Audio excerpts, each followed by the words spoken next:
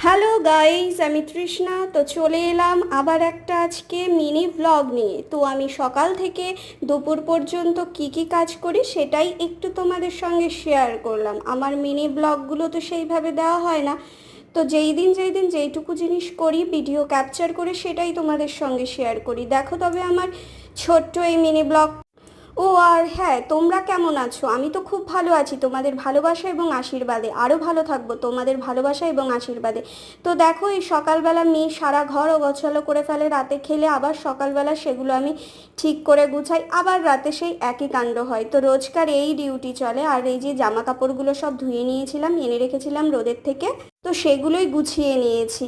তারপর চলে এসেছি ঠাকুর ঘরে স্নান সেরে ঠাকুর পুজো দেবো দেখে তো দুধ নিয়ে রেখেছি, শিব ঠাকুরকে দুধ দিয়ে স্নান করাবো সেই কারণে। তো দেখো, পুজো দিতে দিতে তো আর ভিডিও করা যায় না, তো ভিডিওটা আবার পুজোর পরই তোমাদের সঙ্গে দেখালাম যে এই দেখো ভিডিওটা রেডি। তো এই হলো আমার ছোট্ট ঠাকুর ঘরের পুজো।